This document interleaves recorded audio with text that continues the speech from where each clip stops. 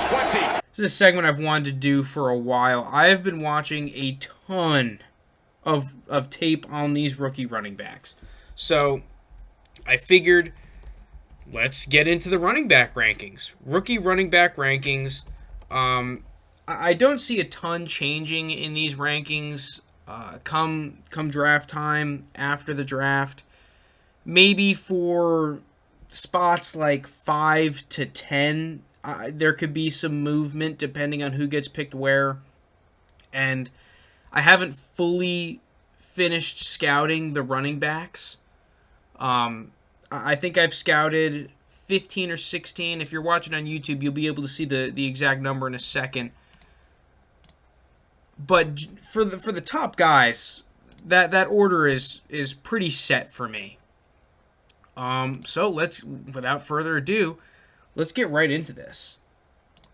And if you listen to the Dynasty podcast, the 3rd and 20 Dynasty podcast, you will know that I am very high on Javonte Williams. Very, very, very high on Javonte Williams. Javonte Williams, for me, is my easy RB1 this year. There really isn't much of a debate. He's the running back out of North Carolina. There's actually 2 very good prospects out of North Carolina.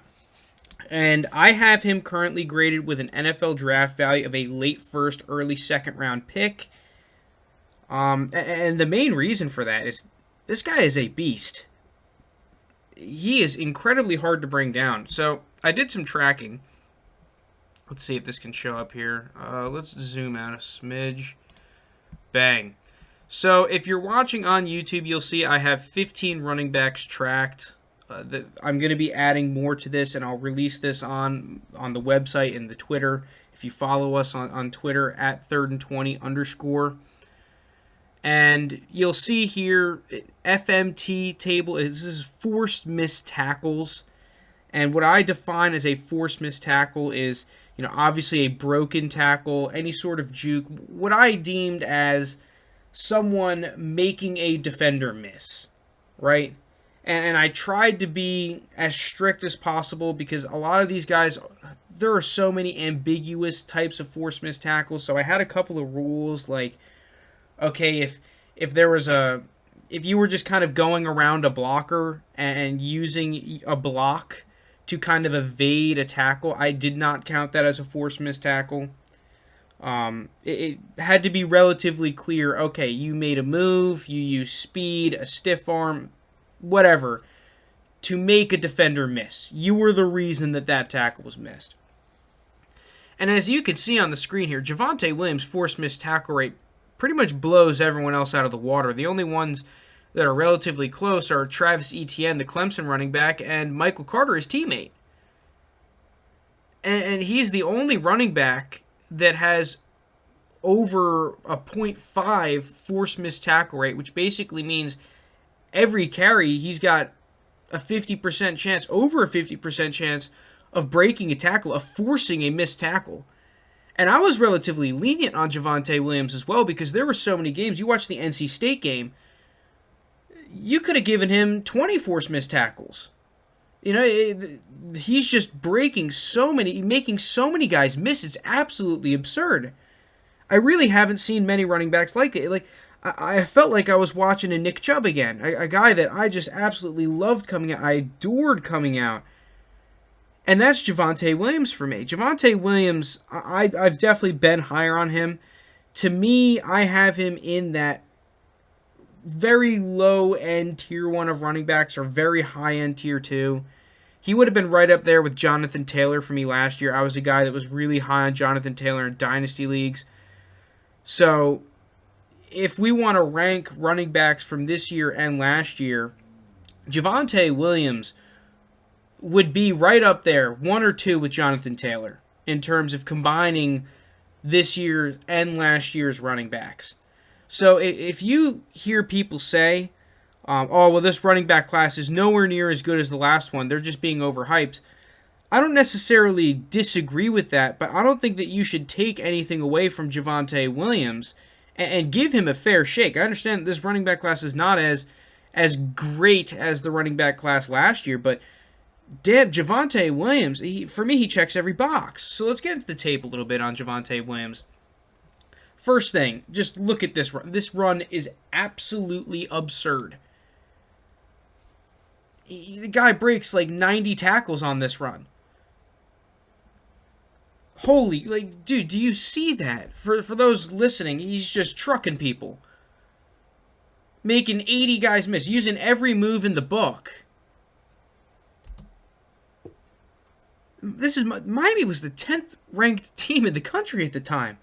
It's not like this is Joe Schmo State. This is an actual, I'm not going to come out here and say that Miami's defense is necessarily Alabama or anything, but these are actual players. These are good players. These are Division I athletes, and he's making them look like they're high schoolers.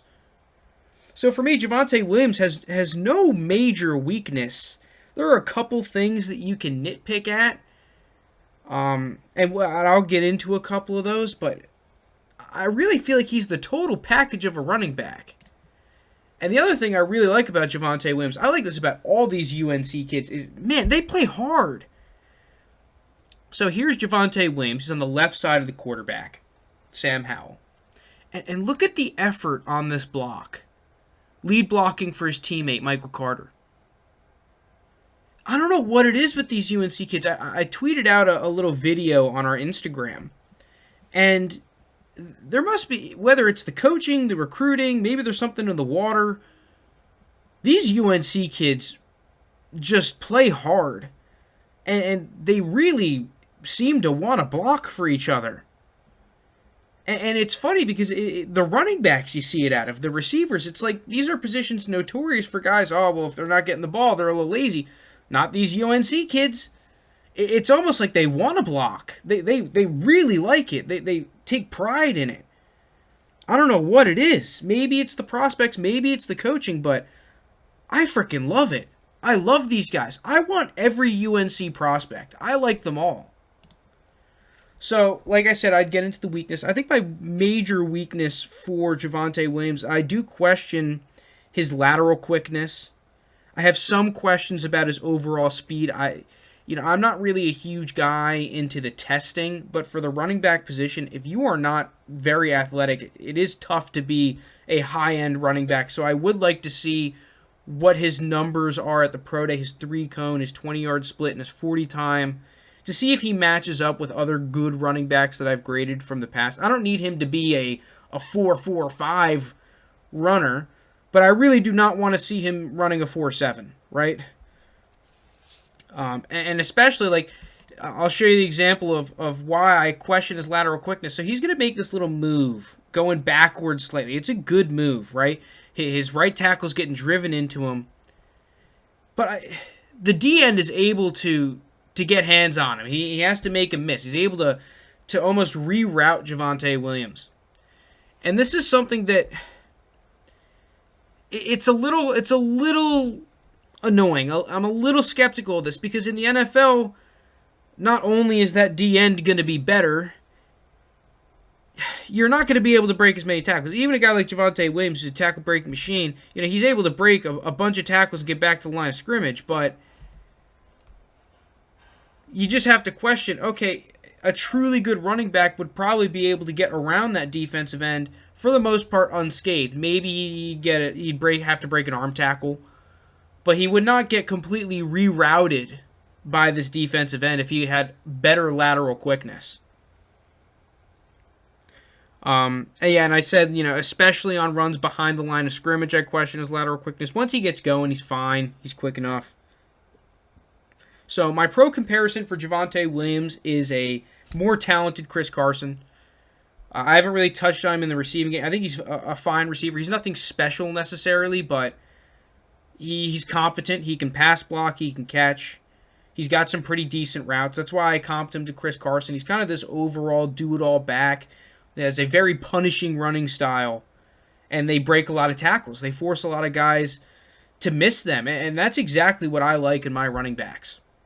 So Javonte Williams, for me, he's in that tier 1 of running backs, especially in this class, and a decent bit above the other running backs. So we'll get into my number 2 running back, and that's Naji Harris, the running back from Alabama. And I must say, the gap between Naji Harris and Travis Etienne is razor thin. And if I'm playing Dynasty Fantasy Football, the landing spot and the situation they go to and where they get drafted will probably sway my opinion on these guys slightly, because I really struggled picking which one I liked more, but I ended up going with Naji Harris, the running back from Alabama. And I have like an early to mid second round grade on Naji Harris. I think the biggest pro for Naji Harris is his receiving ability. You look at Naji Harris, and everyone knows he's a good receiver, but everyone kind of just thinks, oh yeah, well, he's okay. He's nothing special necessarily. That is false. That is very false. This guy is an extremely talented receiver, and that is the reason I have him over Travis Etienne, even though Travis Etienne is seen as more of the receiving back. The reason is, and you look at this play, you've probably seen it against LSU. He's able to moss people. If you have him in one-on-one coverage, he is a threat vertically down the field. You do not see that in running backs a whole lot. You have him one-on-one with a linebacker. They run him on a wheel route. It's a 50-50 ball. That is scary for a guy his size. It is very scary. And I think more so than ever, offensive coordinators want to use their running backs in the receiving game as matchup hazards.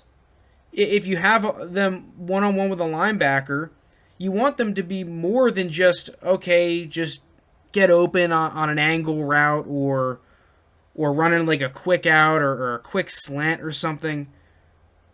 Especially at the college game, which I think is now transitioning more into the NFL, you want your running backs to be as much of a threat in the receiving game as possible. And if they're a threat vertically, that's just the cherry on top. And Naji Harris is exactly that. I mean, the other things that jump off the screen are his athletic abilities is unreal. He's hurdling guys all the time. He has great contact balance. He's got good vision. He's pro-ready. Now, you might be asking, well, then why the hell is he your number 2 running back? Well, there are a couple major cons that I have, just that put him, just skepticism, right? More so than the skepticism I have with Javonte Williams, right? So a lot of people say that Naji Harris's vision is good, and it is good. I'm not saying it's bad. But a lot of people think that, okay, well, in a zone running scheme, he'd be great.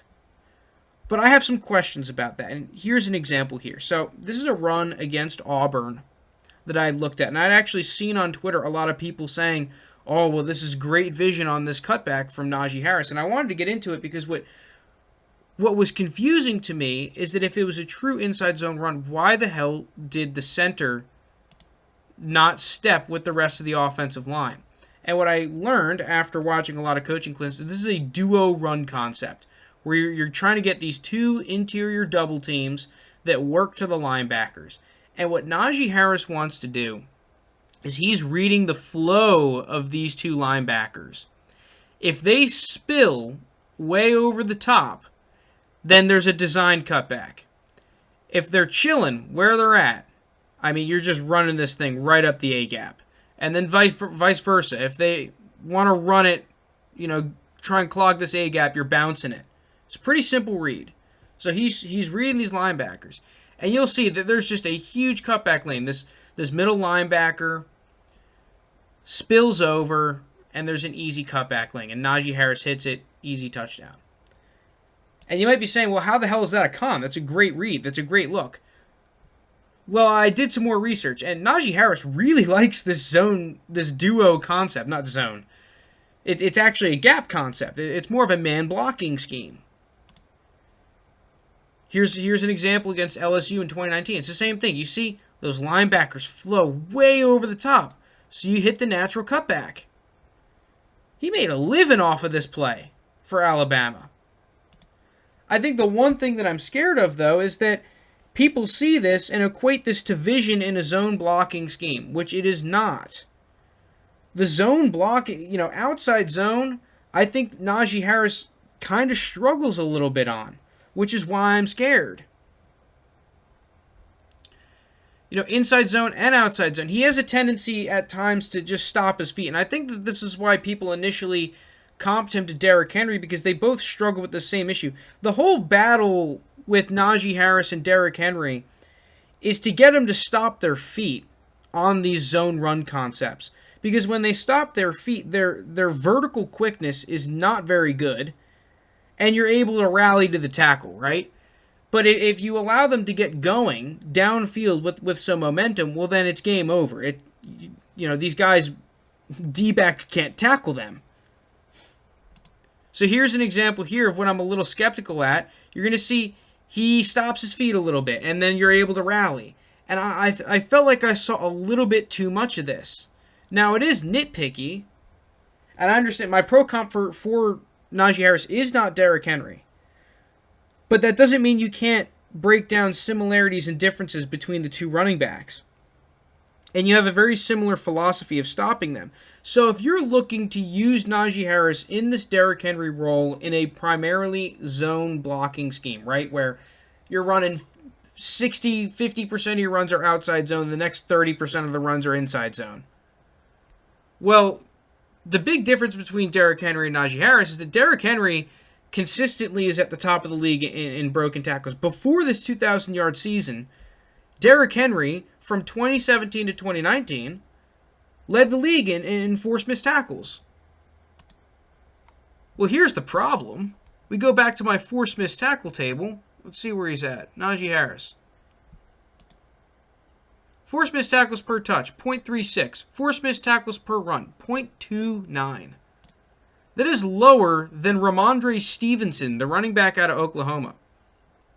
Now, if you want to question my tracking, which, all right, you can, PFF tracked Naji Harris's forced missed tackle rate or broken tackle rate, whatever they call it, from his first 3 years at school, and it was 0.294 or something along the lines. It was either 0.298 or 0.298, somewhere around there, 0.28, 0.29, 0.3. It was eerily similar. I actually think I have it somewhere around here. Let's see. Naji Harris. No, I don't have it written down. That's unfortunate. But you can look it up online. It's super, super similar from his first 3 years. And that is a little scary if you want to use him in that same role as Derrick Henry. Now, the receiving game, I think, is the big thing that separates the two. And is the reason why I haven't knocked Naji Harris down a whole lot is that he's super athletic. He's just such a mismatch in the receiving game. And I just think back to that Kevin Stefanski offense that I think a lot of teams are going to want to copy, where you have a bunch of tight ends, and if you don't like the look, you can split it out 5 wide. Defense usually has to go to some sort of base defense because they've completely changed the formation in the blink of an eye. And if you have Naji Harris one-on-one with a linebacker, that is a great matchup for any offense, even in the NFL. And that's where I really think Naji Harris can get this competitive advantage. So, just to reiterate, the cons for Naji Harris, he doesn't break as many tackles as people think. He drags defenders for extra yards. He breaks a lot of tackles from defensive backs when he gets going. But if you really look into it, and I suggest you to go back to these same YouTube videos I watched, and you can track yourself how many tackles he legitimately breaks. Not where he drags a guy for 4 yards, where he cleanly breaks a tackle. It's not as many as you think. Especially when you compare him to these other top running backs. I don't think he's progressed a ton from last season, which is a slight issue for me. And the last thing, he's just old, which that's where the whole picture starts to come together, and that's why I put him at 2, is that, okay, he's old. I haven't seen him progress a ton. I'm kind of scared that I'm getting a finished product for the most part. Which, comparing him to Javonte Williams, I feel like Javonte Williams, that ceiling is just higher. And while Naji Harris might be better today, within even one training camp, I feel like I might be able to get Javonte Williams to a level higher than Naji Harris. But that's just my opinion. Let's get into the third ranked running back, and that's Travis Etienne. Travis Etienne, once again, it is very close between him and Naji Harris. And if you play a lot of Dynasty Fantasy Football, right now at Travis Etienne's ADP, I think he's actually a really good buy. He's going, it seems like, the late first round. Man, that is tremendous value, especially when you compare him to Naji Harris, where Naji Harris is going very early in the first round. I have them very similarly rated. Now, obviously, when the draft comes around, this is all going to change. But if you're drafting now, there is a ton of value with Travis Etienne. It is razor thin, the margin between the two of them, in my opinion. I have Travis Etienne graded, once again, as an early to mid second round prospect. His pros, his tackle breaking. If you were on YouTube and you saw my forced missed tackle table, you will see, and I mentioned it earlier, that Travis Etienne is second overall in forced missed tackles per touch. He is second overall in forced missed tackles per run. The guy is just tough to bring down. He's fast. He's explosive. He's quick. He's dangerous in space. He's a good receiver. He's definitely gotten better as a receiver at Clemson. And I really want to go over this quickness because I think that his quickness is very good. I do not think it's at an elite NFL level, though. But we get to see an example here against Virginia. So you're going to see, this is the exact type of run that Travis Etienne wants. He wants a crease that opens up quickly where he can get downfield quickly with his shoulders square to the end zone. Because when that happens, he is a load to bring down. When he has his shoulders square driving down the field towards the end zone, it is very tough to bring him down. And that's where he gets a majority of his forced missed and broken tackles, is in that exact scenario. You could see on that play that I just showed, if you're watching on YouTube, he drags a linebacker for probably 10, 11, 15 yards from the initial contact. And it doesn't just stop there. Here's a run. You're going to see him initially, the run is designed for the left. He's going to cut it back to the right. And there are a whole lot of running backs that would, you have this unblocked edge defender. This is why this play is designed to go to the left, because you have an unblocked player, so you're trying to create a small numbers advantage for your offensive line. Well, Travis Etienne is so freaking good that any other running back, this linebacker, that this unblocked edge contained defender, would tackle the running back for a minimal gain, if any. Well, Travis Etienne is so explosive and so quick that he's able to turn that into a 9-8 yard run. Just this, look how quickly he hits this cutback, bang, down the field. And that may look relatively pedestrian, but man, that is manufacturing yardage. He just manufactured 6-7 yards compared to an average running back. It is truly, truly incredible how explosive he is. His vertical quickness is very good. I like to differentiate horizontal and vertical quickness. There are some backs that are good from a start and stop, going from sideways, and sometimes they're better going forward. Travis Etienne is definitely quicker going forward than he is sideways from a standstill position. I think most people are. Most running backs are. But the big cons I have with Travis Etienne is that he's not a very developed runner at all. You have a lot of runs where he'll get 0 yards, 1 yard, 0 yards, 1 yard, and then bang, he'll rip off 25 yard, 40 yards, and then he'll go back 1 yard, 2 yards, 1 yard, 4 yards. And I think that's because he's just not a very developed runner. And part of that, my biggest thing, is his vision is average at best. And he doesn't manage his space well and attack defenders very well. But this is something he could definitely improve on with good coaching, which is why, for Travis Etienne, I think landing spot does matter for me. Because if he can go to a team that I truly believe can develop him as a runner, he could be extremely dangerous. He could easily be the best running back in this class. So we're going to see an example here, right? This is something that Clemson loved to do, and it really takes advantage of Travis Etienne's skill set. You could see that Trevor Lawrence would initially roll out to the left as if they're just going for a rollout pass. but then hand the ball off to Travis Etienne going in the opposite direction, almost forcing Travis Etienne to use that explosiveness going against the grain. Very clever from this offensive coaching staff to take advantage of a player's strengths like this. And what you're going to see, Travis Etienne makes a smart decision. He's going to see that the linebackers and the defensive line don't really flow with the rollout of Trevor Lawrence.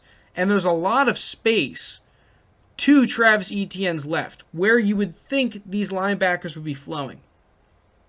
Now, my problem with this run is that Travis Etienne doesn't really do a good job of attacking these defenders and managing this space. You're going to see he kind of just tries to part the Red Sea of these linebackers, or of this corner and linebacker, which is not a good decision. I want to see him force one of these players to really make a tackle with bad leverage. Attack one of these guys and force them to make a somewhat awkward tackle, because if you try to part the sea, they both have a better leverage on their tackle than Travis Etienne does. And he's not taking advantage of his squared shoulder contact. He breaks so many tackles when his shoulders are squared to the defender. But when he just tries to rely on speed, that's where I get very skeptical with him as a runner. So let me play it out here. He just kind of expects to beat them with speed. He doesn't expect this linebacker to really catch him. He doesn't really make a great move.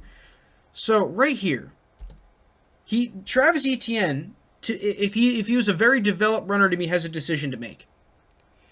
You either try to cut this back against the grain and force this linebacker to miss, or right here, you bounce it and try to take on this D-back. I really don't like how he just kind of made a decision in the middle of the two and just kind of let himself be tackled. Because this is a play, you do not get this amount of space in the NFL too often. On plenty, you just don't. The players are faster. The space gets eaten up way quicker. So you have to be very good at picking and choosing your battles as a running back. And this is what I want to see Travis Etienne improve on. And this is why I have him as my number 3 back right now, is that if he cannot improve on this, he will not be good. At least, not good. He won't be great, though. He won't be one of these top running backs in the league, which he has the potential of being and people are expecting of him. So he's an inconsistent runner. He's not very, very great at managing his space and attacking a defender's leverage. His vision could be definitely better, and he hasn't progressed a ton as a pure runner. And here's another example of Travis Etienne attacking defenders' leverage. So right here, you could see this is a great example of his this cut he can do. It's insane. Look how quickly he gets upfield. But here, he sees that this defensive lineman is disengaging his blocker. He needs to attack outside. The whole defense, right, because Travis Etienne is so quick, most of the defense is still flowing to Travis Etienne's left, the defense's right, when he cuts this back. I want him to get this run up the alley. Don't try to just go straight up the field. See where their leverage is. This linebacker, right, this safety, he's still pointing to the right because he hasn't fully reacted to Travis Etienne's incredibly quick cut back across the field. He just needs to get up the alley, break this arm tackle, and he could be gone. This is very nitpicky, but when you're comparing these top 3 running backs, you almost have to be nitpicky. So that's my pro comp for Travis Etienne is Felix Jones. That's not saying I'm thinking that Travis Etienne is going to be a bust. It's just the way that they run. They're both speedsters that like contact with their shoulders squared. That's why I chose Felix Jones. It's not the best pro comp. I understand that. So my number 4 running back, and I actually just recently changed this, is Kenneth Gainwell. Initially, it was Michael Carter. If you watched our video on the Dynasty podcast where we did our consensus running back rankings, it was Michael Carter for me. But I went back while putting this video together, this segment together, for for my running backs. And man, I forgot how much I loved Kenneth Gainwell a little bit. You talk about a guy that just plays bigger than he is. Well, that's Kenneth Gainwell. You're going to see off the edge here if you're watching on the tube. This is Micah Parsons coming off the edge. Look at Kenneth Gainwell. He puts him on his ass. He destroys him. But the common knock on him is he's too small. He's not going to be able to be a running back in the NFL. He's too small. It's one of the most talented, that's the consensus most talented linebacker in the draft. What are the other pros for Kenneth Gainwell? He's the best receiving back in the class. 100%. If he wasn't a running back, I think he'd have a decent shot as a late round receiver. He plays way bigger than he is. And he's just absolutely electric with the ball in his hands. You know, his forced missed tackle rate isn't incredibly high, and he needs to get more consistent as a runner, but my God, he's electric. So here's this play against Tulane. You'll see this if you watch Kenneth Gainwell. The dude does not go down. There are so many times where it takes multiple guys to drag him down. He never gives up on the play. It takes 4 or 5 guys to tackle him. It's exactly what you want as a running back, especially if you're a smaller running back, playing bigger than you are. All these guys are bigger than him. The other thing I like about Kenneth Gainwell is he a lot of the times is a very good pad level going through the hole. You're going to see on this run here against SMU, towards the goal line, 2nd and 10. Look at his shoulders. If this safety were to contact him and wasn't getting blocked, he would stand this guy straight up and have a chance at breaking the tackle. He gets into the end zone for a touchdown. There's a holding penalty, but regardless, very good pad level going through the hole. It's what you really like to see.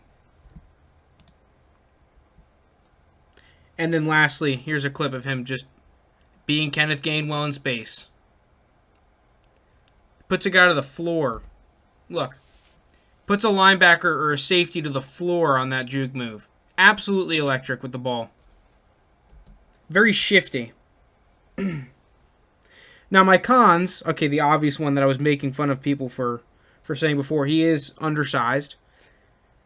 And I think that doesn't really affect him as much as a runner, but it affects him a lot in pass pro.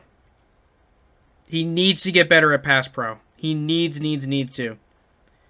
His ball security is also not very good. I'm pretty sure of the 15 or 16 running backs that I graded, I'm pretty sure he has the lowest ball security grade. Or second lowest. He's definitely up there.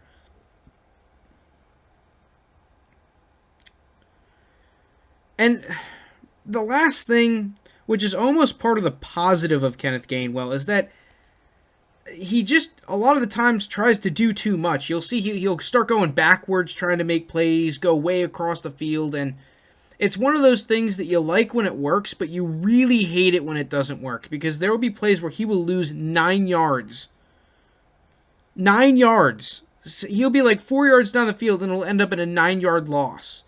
And it's especially at the NFL, you can't get away with that kind of stuff. The guys are just too fast, they're too disciplined, they're too good for you to do too much of that bull crap and really get away with it. I don't mind it at times, but it's just sometimes it's too much from him. It's way too much. I think the last positive is he was a quarterback in high school, so he's very good with the ball in his hands, like handling the football.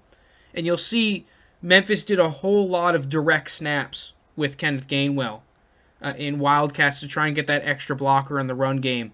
And because he was a quarterback, he can take the snaps pretty reliably. He might be able to throw. So that is a slightly added benefit. It probably won't change his draft stock with anything, but you never know, right? It's better than not being able to handle the football. So my pro comp for Kenneth Gainwell is Tiki Barber. I feel like they're both that lightning back, right? Even if you don't think that Kenneth Gainwell could be the main back in an offense, he could easily be that change of pace lightning back that is even more talented than the lightning backs of today, like the Tariq Cohens and those kinds of players. Like I could easily see him being more of an Austin Eckler than a Tariq Cohen. So my fifth running back, which was fourth coming in, is Michael Carter.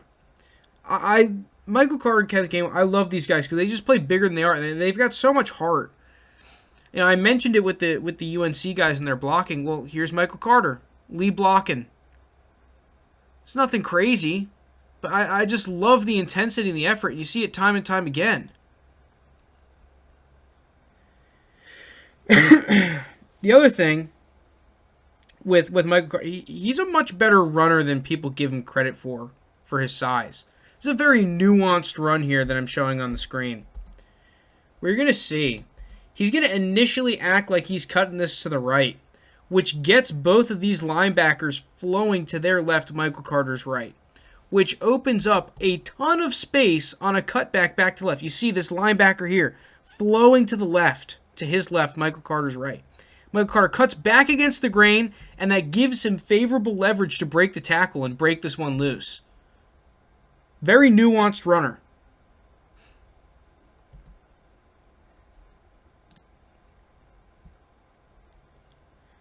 The other thing with Michael Carter, he's got good pad level, right? Like, he's got that really good balance and center of gravity. It makes it tough to bring him down a lot of the times, especially when he gets going. I just think he's a very underrated runner, right? Just that whole center of gravity in his balance, it's very good. It's very good. And the last clip I want to show, if you're watching on the tube, is look at this. Answer me this. You see, there are 4 guys here. 1, 2, 3, 4. How the hell does he break this one through? Just look at this. That's sometimes the thing with really good running backs is that you just kind of look at the tape and you're like, you pause right before they're about to make their move and you just kind of question yourself, what are they going to do? What are they thinking? Because they're doing this in real time, split-second decisions. And when you see guys that are just always making the correct decision, you just have to just give them credit and just be like, wow, that is just truly incredible that they're able to get through some of these situations and scenarios and create good leverage for them. And Michael Carter and Javonte Williams both do that. Now, I think the big problem I have with Michael Carter, and it's the same problem I have with Clyde Edwards-Helaire, is I'm not really a huge fan of them running in between the guards. Not in between the tackles, in between the guards. Inside zone, that duo run that we saw from Naji Harris. You know, if it's 3rd and 1, give me a yard. 3rd and 3, give me a couple yards. He struggles, and especially so if he's going to go to a team like the Cardinals, who I'm going to get into an analysis very quickly of, and your interior line is not very good, he's going to struggle. Because he's just not very good at dealing with contact at or behind the line of scrimmage. This happens way too much on film for me to really, really believe in him. I think he's a good runner, and I wouldn't necessarily avoid him as a prospect, but it's definitely something to be concerned with because we've seen how it's been plaguing Clyde Edwards-Helaire a little bit. That he hasn't been able to be that consistent runner, like in between the tackles. My number 6 running back is Trey Sermon. That's it for the clips. I'll kind of race through these running backs because the segment's going a little long. Trey Sermon, I have a late 2nd to mid 4th round grade on. Very variance grade, but that's mainly because he just was super inconsistent this season. You know, you look at him some games, like that Northwestern game, right? And he looks insane. And then you look at him against Indiana, and you're like, well, geez. Or no, not Indiana, Nebraska. And you're like, well, this guy's trash. And he's a jag. Pros for Trey Sermon, for me, he's very physical runner. He's athletic. He's got good vision. He's versatile. I liked what I saw in the passing game from Trey Sermon. I think the big cons, and this is why like it's tough for me to really believe in him. He's just super inconsistent. He's a raw runner. Like I don't really think a lot of his tackle breaking moves, like his stiff arm or spin move, or even his truck, like he doesn't have a move that he can truly rely on. I feel like they're all average or under average. So I would like to see him develop a couple of moves as a runner that he can rely on at the next level, because I feel like he's going to need to. And my pro comp for him is Jamal Williams. Both physical runners. I do think he's a better pass catcher than Jamal Williams, though. My number 7 running back is Chuba Hubbard, the Oklahoma State running back. I have a mid-late third to mid-4th round grade on him. This guy's a speed back. He's got a great jump cut. He had good production. I think he has pretty good vision. I think he has an elite level jump cut. And he's able to get skinny through the hole a lot of the time. I think the problem is that that's really all he's got. He's a very one-dimensional runner. He doesn't have great contact balance. He's not great at breaking tackles with contact. His ball security is pretty poor, and like I said before, he's one-dimensional. He's not very versatile, and he's going to need to work on that. I do think he has a high ceiling. It's just, I think that Chuba Hubbard is a guy that needs some development to really be one of those top backs. My 8th back is Raman Dre Stevenson. I was pleasantly surprised with what I saw with Raman Dre Stevenson. This is a big back, but my biggest pro for him, and it was my biggest pro for Jay Ajayi back in the day and why I really liked him, he is really quick and got good feet for a big guy. It is really, really fun to watch. You know, when he gets to the second level, he is tough to bring down, and he is like juking out deep backs. He's trucking them. When he gets to the second level, he breaks a ton of tackles. He has a higher force missed tackle rate than Naji Harris. Granted, he is not playing in the SEC, so.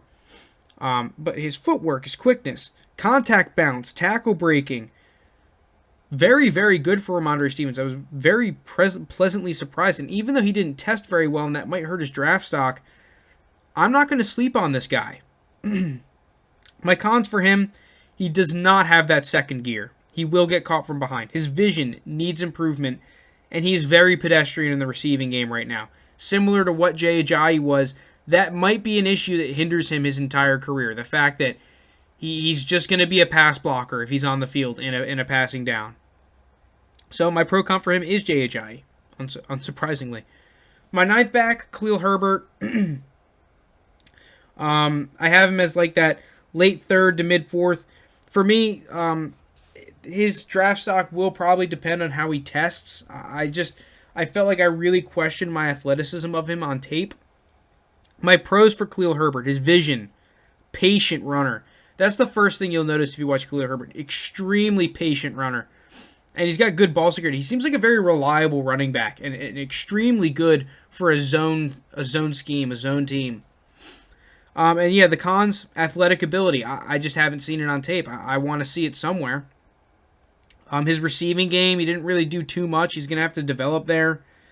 And he didn't really show me too much power behind his runs. He wasn't a very physical runner, which I think he 100% needs to improve on if he wants to be an actual running back at the next level. Get consistent, meaningful playing time. So my pro comp for him is not a very good one. It's like a less athletic DeAndre Swift with way worse receiving ability. Don't take that pro comp too seriously. And then my 10th running back, my 10th spot, I have Kylan Hill right there. You could put Jamar Jefferson or Jarrett Patterson there. I probably think that when I get through, I have like another 16 running backs to watch. When I get through those guys, one of them will probably take this 10 spot, but for now it's Kylan Hill. Kylan Hill to me is a very high floor but really low ceiling. He's a guy that Mississippi State completely changed the scheme to an air raid scheme, and his role in the offense was completely changed, but I mean, he took it really well, and he looked very good as a pass catcher. He's a powerful runner. There really isn't a whole lot Kylan Hill can't do. It's just there also really isn't anything I think that Kylan Hill really excels at as well, which is the main problem I have with him. But with that being said, that's my top 10 running backs. I really had a great time watching the running backs this year. I understand this class isn't as good as last year, but I still think there are some pretty damn good running backs, and if you're a Dynasty Fantasy Football player, there's still going to be some good picks.